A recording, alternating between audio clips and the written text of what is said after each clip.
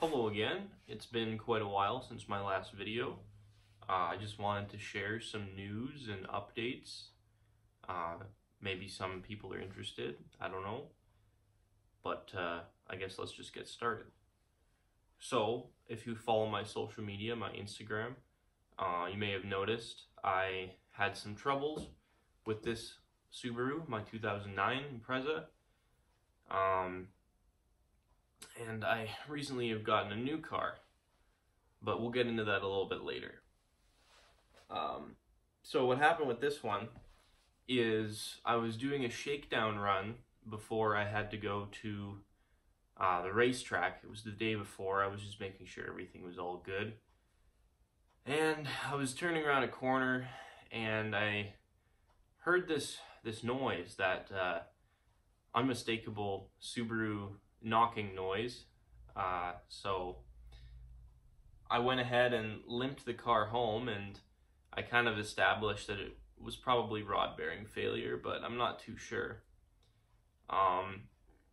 So I had my father take another look at it with me, just double check, and I don't know, we kind of established that it was likely rod knock,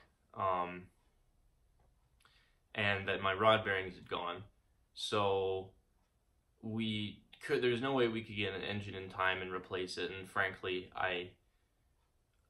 I wasn't really necessarily happy with the power of this car.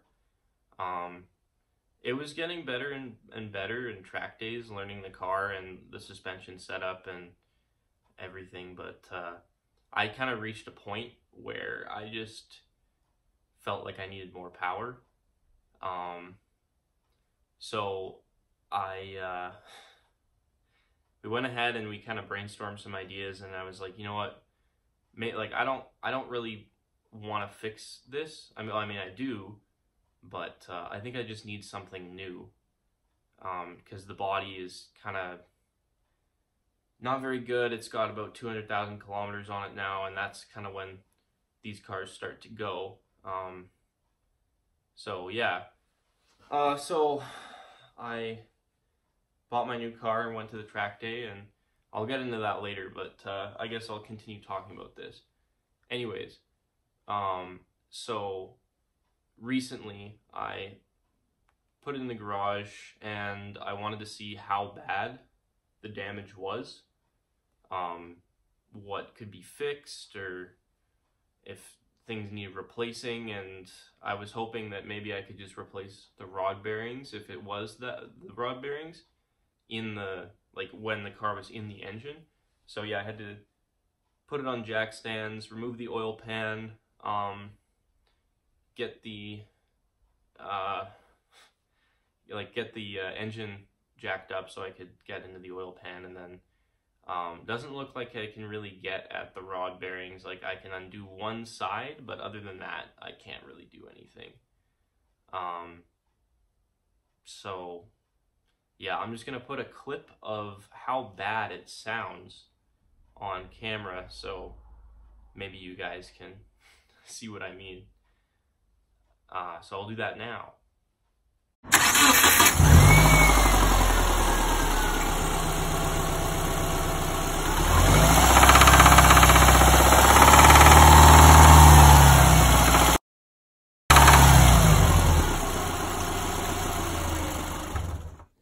So after I drained the oil and, drain the oil pan specifically, this is what came out. All of these little metal flakes. I'm not exactly too sure where they're from, but it's possible that there is some rod bearing. So what I'm trying to do is basically get the car back to kind of stock. I have a lot of the parts, and I want to be able to sell it, so I want to repair somewhat what's been done to the engine. I know it's probably not going to fix everything, and there's definitely going to be some stuff that need to be, well, in retrospect, if you want to do it right, the whole engine should be rebuilt. I don't know what the cylinders walls look like, and really anything else, but one thing I didn't really realize is Subarus with their oil system, they tend to have a lot of problems when you're like on track and you're pushing into like the G section, like you're getting a lot of G-force on turns. The oil sloshes to one side of the car and kind of get some oil starvation. So that's why like air oil separator kits exist, but that's not necessarily for this car. That's mainly for like a WRX or something like that.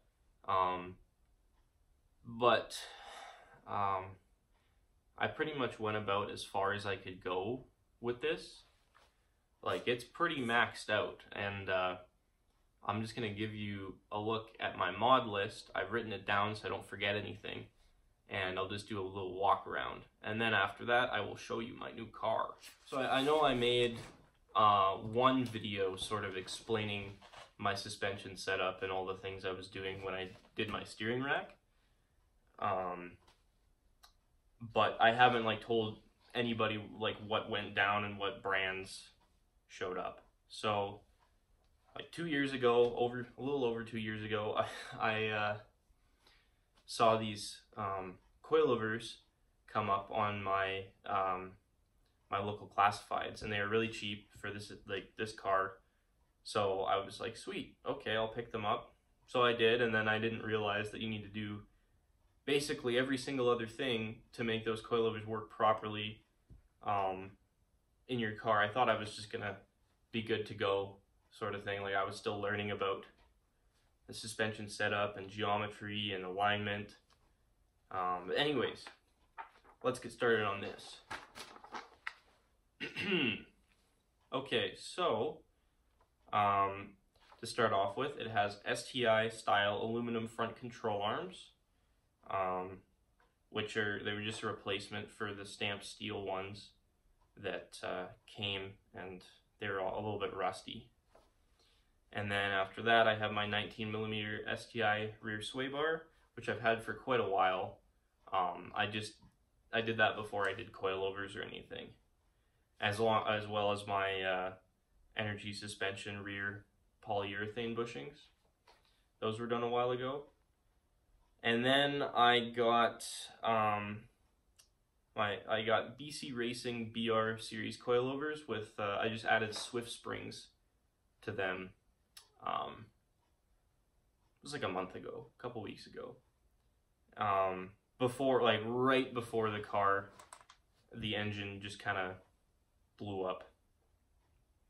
So yeah, the BR coilover is like your entry level coilover. There's a lot of different features on it. So obviously it's a coilover, so you can adjust the ride height, but these ones you can also adjust the damping. So it's like simultaneous compression and rebound damping, and also camber adjustment in the front.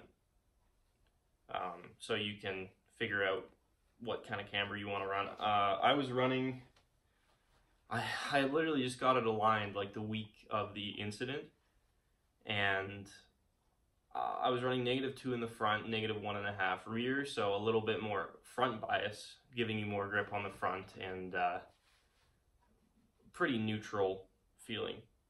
And then I went with the SPC adjustable rear toe arms for camber adjustment in the rear, white line adjustable rear lower control arms, same thing, white line anti-lift kit for better caster angle when you're turning, white line roll center adjustment kit for aligning the suspension geometry, and then white line steering rack bushings, which you saw along with the other white line stuff, and then finally, done relatively recently, white line heavy duty sway bar end links, which don't have a ball joint in them. They're just solid end links. So there's a little bit of play, but they're quite good. And now we move on to brakes. So I have perfect stop rotors, and then perfect stop ceramic pads. They're pretty much just like, and like they're not like super performance. I just got them at my like local parts store. I wasn't really looking to upgrade the brakes because I knew there wasn't really any point of doing that necessarily, because like I wasn't really under braked with how fast I was going on track. Like I never really worried at any point about my braking. And now we move on to the interior. I'll just kind of give you a walk around, and then I can talk about the exterior afterwards. All right, here's my very dirty interior from working landscape construction. Anyways, so these are version 10 STI front seats. They're quite nice. They have the leather bolsters and the Alcantara centers with the STI logos.